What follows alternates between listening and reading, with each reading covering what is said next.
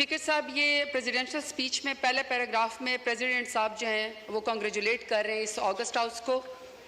Sir, second paragraph में वो inspiration ले रहे हैं और गाइडेंस ले रहे हैं कायद-ए-आज़म मोहम्मद अली जिन्ना से, शहीद जुल्फ़िकार अली भुट्टो से, शहीद मोहतरमा बेनज़ीर भुट्टो से।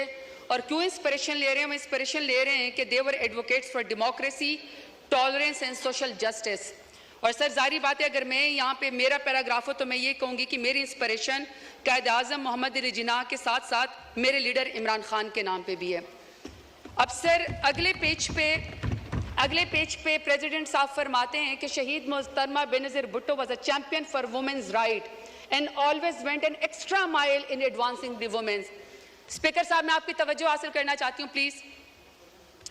अब सर, ये विमेन एम्पावरमेंट के ऊपर प्रेसिडेंट साहब ने बेनज़ीर भुट्टो साहिबा से इंस्पिरेशन लिए। सर, हम भी कदर करते हैं, लेकिन सर जो हमारे मुल्क के अंदर इस वक्त इशारे हैं, पाकिस्तान में मर्द सियासतदानों को तो छोड़ें, ख़वातीन सियासतदानों के साथ 9 मई के नाम पे और इमरान खान का साथ न छोड़ने के नाम पे सियासत का मुकाबला सियासत से नहीं, सियासत का मुकाबला चादर खींचने से, खुनरेजी करने से और इज्जतों की पामाली से शुरू किया है।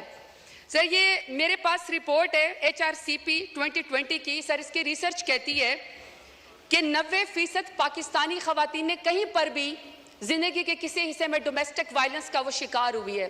तो स्पीकर साहब, जब 90% ख़वातीन कहीं पर डोमेस्टिक वायलेंस का शिकार हुई हैं, वहाँ पे कोई आदमी जिसका जहनी तवाज़न शायद दुरुस्त ना हो और अपना आपको बड़ा एम्पावर्ड समझता हो, मेल शॉविनिज्म है, वो बंद दरवाज़ों के पीछे किसी खातून के ऊपर जो है वो तशद्दुद करता है ताकि उसकी चीखें सुनाई ना दें।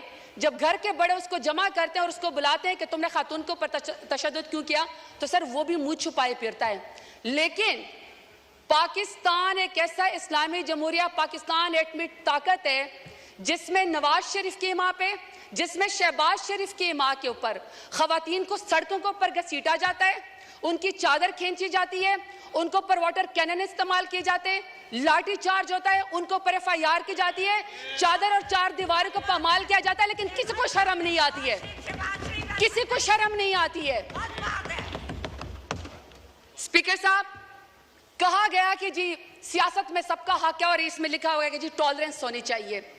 अगर टॉलरेंस होनी चाहिए तो स्पीकर साहब, किसी के साथ तो किसी के वालिद साहब, किसी के दादा साहब कोई वजीर थे, पाकिस्तान की खिदमत की थी, कहीं पर किसी का जो है वो पीरी मुरीदी का मामला है, कहीं पर जो है वो किसी वजीर और मुशीर के या किसी का कहता है कि जी मैं फलाने तुमंदार सरदार का बेटा हूं और बेटी हूं। लेकिन स्पीकर साहब, मेरा सवाल है कि अगर मैं NA 185 पे जरताज गुल वजीर डेरा गाजी खान से इलेक्शन लड़ना चाहती हूँ, तो क्या डेरा गाजी खान मेरे लिए नो गो एरिया था कि आप मेरे प्रपोजर और सिकंदर को भी अगवा करें, आप मेरे घर का मुहासरा करें, जब मैं घर से निकलूं तो आप मेरे ऊपर लाठी चार्ज करें?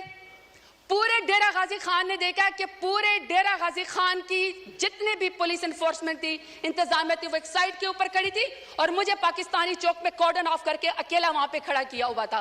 किसी को शर्म नहीं आई है, किसी को कोई फर्क नहीं वहां पे पड़ा। जब घर से बाहर निकलो तो कहते हैं कि आप NOC दो। कौन से आईन कानून में स्पीकर साहब होता है कि घर से निकलने के लिए आपको NOC चाहिए?